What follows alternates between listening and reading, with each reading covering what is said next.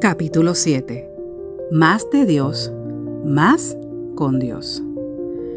En una de esas hermosas mañanas de Georgia, iba en auto al trabajo cuando se puso junto a mí un Corvette negro convertible, con el techo recogido y la pintura reluciente. El chofer se veía tranquilo y seguro con sus lentes de sol de diseño especial. Segundos más tarde, aquel auto deportivo salió a gran velocidad y desapareció en una loma. Fue entonces cuando lo noté. Faltaba algo. Claro, aún tenía mi billetera y mi ropa, aún tenía mi trabajo con su larga lista de cosas por hacer, aún tenía la esposa e hijos en el hogar, pero había desaparecido mi corazón. Me lo habían robado y ahora se iba a toda velocidad en aquel Corvette. Cuando entré a la oficina, me hallaba ya en plena crisis, pensando en renunciar y tal vez ponerme a trabajar en un estacionamiento.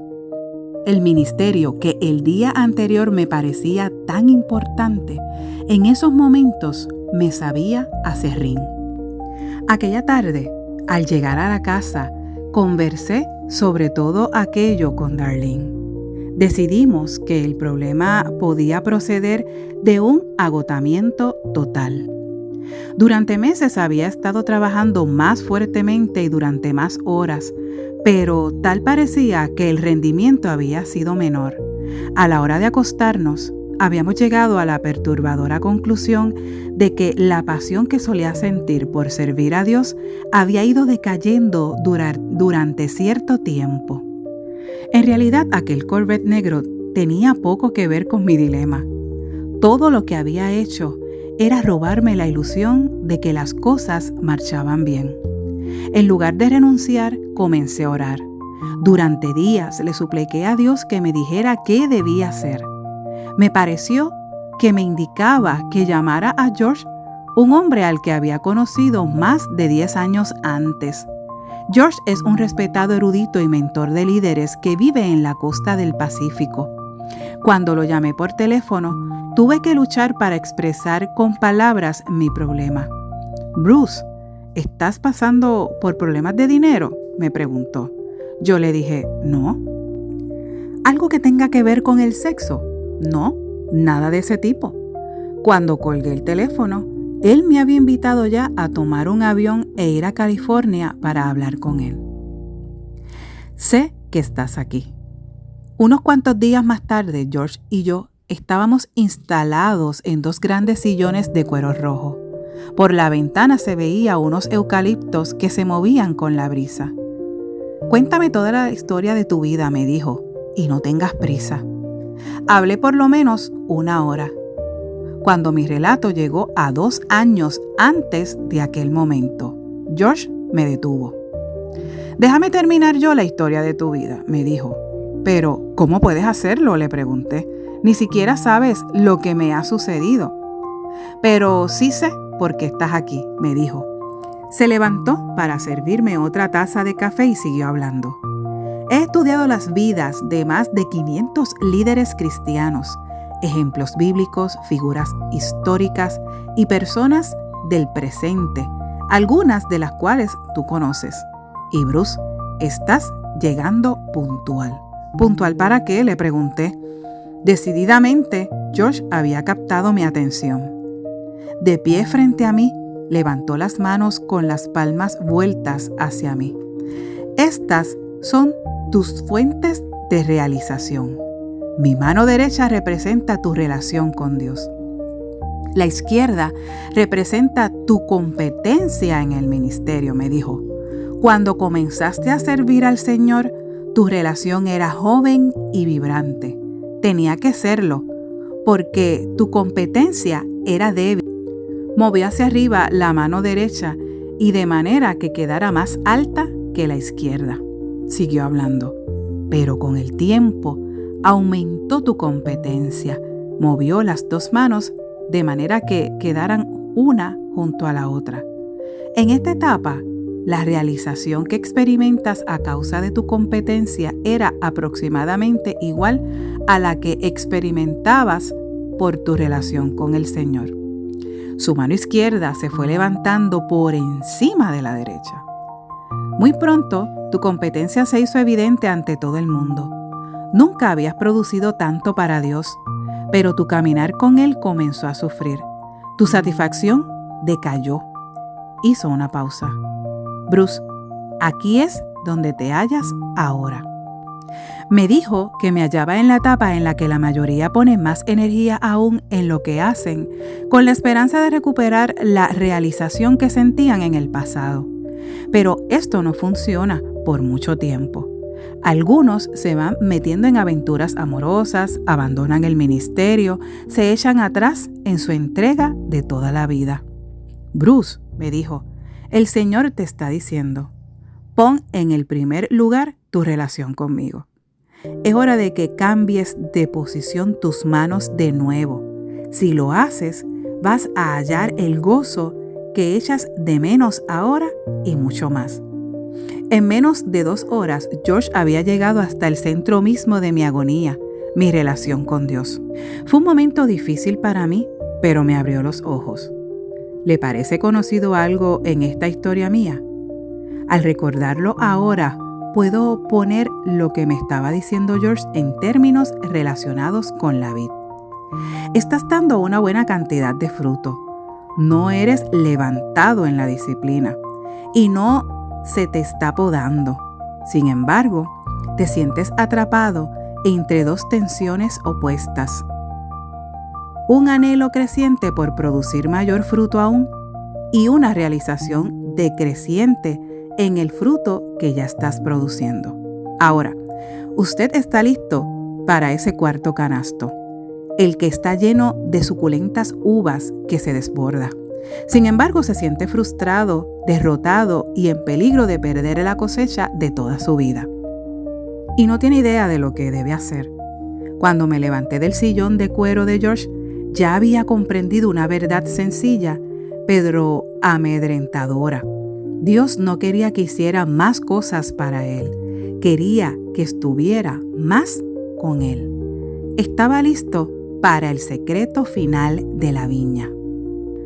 El lugar donde usted se debe quedar. Después de ver a Dios actuar en su vida por medio del castigo y de la poda, tal vez pensará que es candidato ahora para el programa perfecto.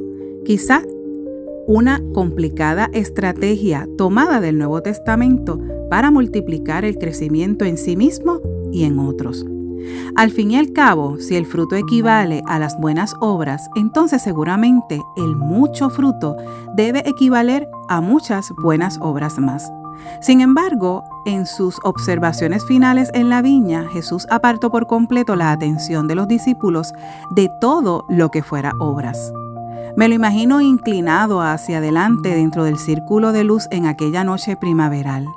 Lo veo siguiendo las retorcidas curvas de una vieja vid y noto cómo se detienen las puntas de sus dedos en el lugar donde el gran tronco se divide en pámpanos. Permaneced en mí y yo en vosotros, dice. Entonces dirige la atención de los discípulos al pámpano, cortado y atado al enrejado y repleto ya con la promesa de la futura vendimia. Como el pámpano no puede llevar fruto por sí mismo si no permanece en la vid, así tampoco vosotros si no permanecéis en mí. ¿Comprenden sus amigos lo que está diciendo? ¿Acaso están atendiendo? Sus ojos recorren el círculo. Yo soy la vid, vosotros los pámpanos. El que permanece en mí y yo en él, éste lleva mucho fruto, porque separados de mí, nada podéis hacer.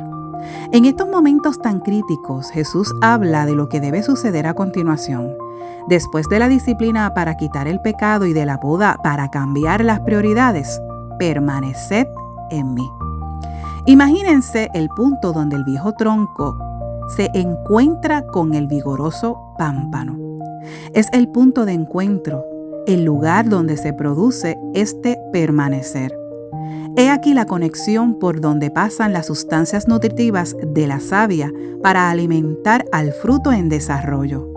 La única limitación en cuanto a la cantidad de savia que llegue al fruto está en la circunferencia del pámpano en el punto donde se encuentra con la vid.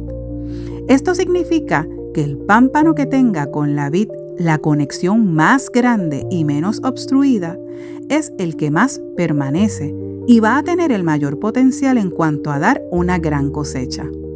Esta imagen nos lleva a la categoría final y más abundante de la fecundidad, al tercer secreto de la vid. Tercer secreto de la vid. Si su vida ya produce mucho fruto, Dios lo va a invitar a permanecer con Él a un nivel más profundo. Dios no tiene el propósito de que usted produzca más para Él, sino que quiere que tome la decisión de estar más con Él. Solo a base de permanecer en Dios podrá usted disfrutar de la amistad más provechosa con Él y experimentar la mayor abundancia posible para su gloria. Permanecer significa quedarse, mantenerse en una estrecha conexión, asentarse para mucho tiempo. Con esta imagen, Jesús le está mostrando a los discípulos que la conexión vital y continua con Él es la que va a determinar la cantidad de poder sobrenatural suyo que va a obrar en su vida. En el espacio de 6 versículos de Juan 15, Jesús repite 10 veces el verbo permanecer. Se puede sentir la pasión y la urgencia de su súplica. Él sabe que está a punto de dejar a sus amigos, pero les está diciendo, tenemos que estar juntos. Sabe que en los años siguientes, estos hombres abatidos y asustados que están allí de pie con Él en la viña, van a ser llamados para que produzcan una cantidad de fruto milagrosa y nunca antes vista, suficiente fruto para volver el mundo al revés. Y sabe que no pueden comenzar a lograr esta clase de impacto para la eternidad sin aquello que tendrá mayor tendencia a olvidar, más de Él. Los misterios del permanecer. Permaneced, dice Jesús. No se pierda este mandato. Permaneced es un imperativo, no una sugerencia ni una petición. A los niños no hay que mandarles que coman postre. Se les manda a alguien que haga algo porque no lo van a hacer de manera natural. En las épocas de castigo y de poda, el labrador es el activo. Busca. Tiene la iniciativa. A nosotros nos toca responder. Pero en el permanecer vemos un cambio de 180 grados en cuanto al iniciador del movimiento hacia la fecundidad a su nivel más alto. Para permanecer somos nosotros los que debemos actuar. Así que, a pesar de que permanecer no consiste en hacer más, si queremos experimentarlos, debemos hacer algo. Y este esfuerzo no va a ser fácil. En esto de permanecer nos toca a nosotros movernos. Sin embargo, observé que no podemos llevar mucho fruto nosotros solos. El pámpano no puede llevar fruto por sí mismo, porque separados de mí, nada podéis hacer. Versículos 4 al 5. Imagínese un pámpano cortado del tronco y tirado en el polvo del suelo. A este pámpano cortado le va a ser imposible producir ni siquiera una sola hoja, flor o uva nueva. Jesús dice después, el que en mí no permanece será echado fuera como pámpano y se secará, y los recogen y los echan en el fuego y arden. Versículo 6. Estas palabras suenan catastróficas, pero Jesús no está amenazando con el infierno a los pámpanos estériles. A diferencia del olivo, cuya madera ha tenido muchos usos desde tiempos muy antiguos, la vid produce una madera quebradiza y escasa. Ezequiel escribe, ¿tomarán de ella, refiriéndose a la vid, madera para hacer alguna obra? He aquí, es puesta en el fuego para ser consumida. Ezequiel 15, 3 al 4. Jesús está presentando la idea de una forma dramática.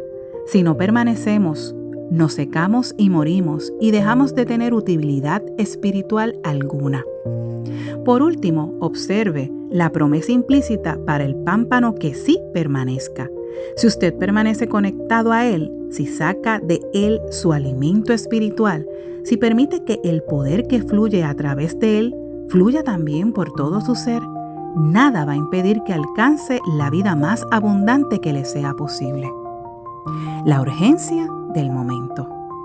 El próximo paso te toca a ti, me dijo George aquel día mientras me preparaba para regresar a casa. Pero me hizo una advertencia. A menos que mi amistad con Dios se convirtiera en mi prioridad más alta, me predecía que nunca cumpliría con mi verdadero destino como cristiano o como líder. Solo vas a sentir durante un tiempo que Dios te está llamando, me dijo. Tu crisis de infelicidad es muy importante. Si no sales adelante ahora, tal vez nunca lo logres. Aquella noticia era muy grave. Allí estaba yo, sintiendo que el trabajo de toda mi vida ya no me hacía sentir realizado, pero que no debía trabajar directamente con el problema. En lugar de hacerlo, necesitaba dejarlo todo de lado y centrarme en una cosa, algo que me hacía mucho más difícil, algo que parecía infinitamente más evasivo. Tal vez estará preguntando, ¿por qué alguien que es maestro de Biblia y líder de una gran organización cristiana puede haber dejado que su relación con Cristo se deslizara en un segundo lugar? Para serle sincero, yo me preguntaba lo mismo.